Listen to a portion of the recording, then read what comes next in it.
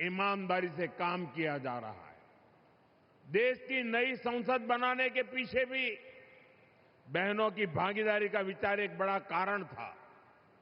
नई संसद बनी तो पहला काम हमने महिलाओं को 33% आरक्षण देने का ही किया। 40 साल से बहनों का ये अधिकार अटका और लटका हुआ था। इसलिए हमने साल 2023 में संसद में नारी शक्ति वंदन अधिनियम पारित करवाया। साथियों, कानून बनने के बाद उसे लागू किया जाना जरूरी होता है।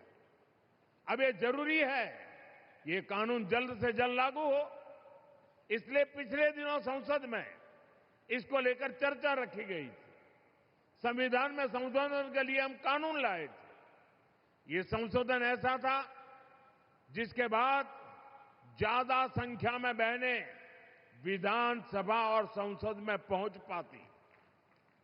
लेकिन साथियों, कांग्रेस, समाजवादी पार्टी, टीएमसी और डीएमके जैसी पार्टियों ने एक बार फिर देश की महिलाओं को धोखा दिया। ऐसे दलों ने 40 साल से महिला आरक्षण पर ब्रेक लगाया हुआ था। अब समाजवादी पार्टी ने फिर से इसे लाल झंडी दिखा दी है। साथियों, असली बात यह है कि ये सारे परिवारवादी और तुष्टीकरण में डूबे दल नारी शक्ति से डरे हुए हैं। आप सभी से डरे हुए हैं। ये परिवारवादी दल देश की उन बेटियों को विधानसभा और संसद नहीं आने देना चाहते, जो कॉलेज कैंपस से लेकर पंचायतों, स्थानीय निकायों तक हर जगह अपने दम पर नेतृत्व दे रही है। ये जानते हैं कि अगर धरातल पर काम करने वाली बेटियां ऊपर आ गई तो इनका नियंत्रण खत्म हो जाएगा, इनकी सत्ता पर सवाल खड़े हो जाएंगे। इसलिए ही जो परिवारवादी दल है ये संसद में हुए विरोध में सबसे आगे रहे हैं। साथियों, मुझे संतोष है कि देश की बहनें, बेटियां इनकी इस कुटिल मंशा को पहचान गई है। आप देख रहे हैं असम, केरलम, पुडुचेरी, बंगाल और तमिलनाडु में बहनों ने रिकॉर्ड मतदान किया है।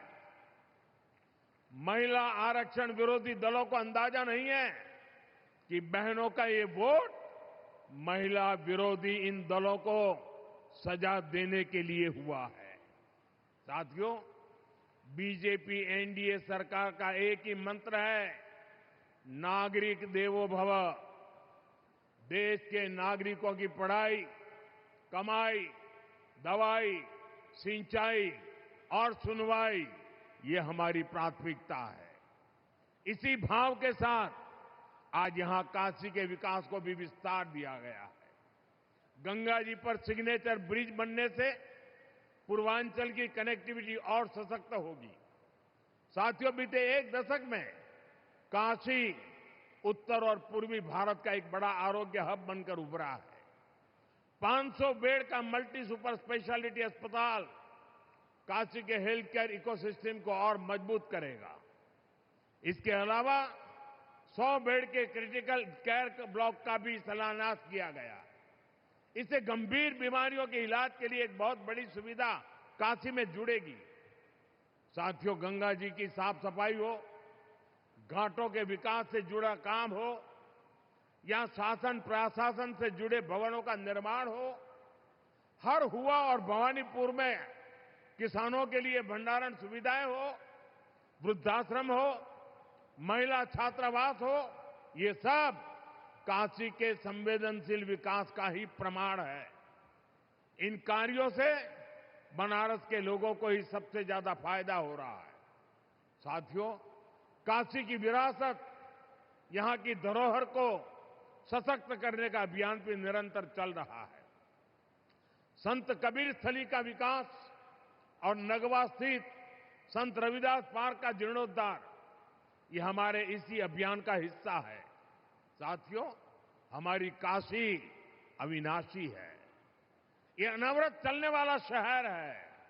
इसी तरह विकास का अभियान भी निरंतर गतिमान है।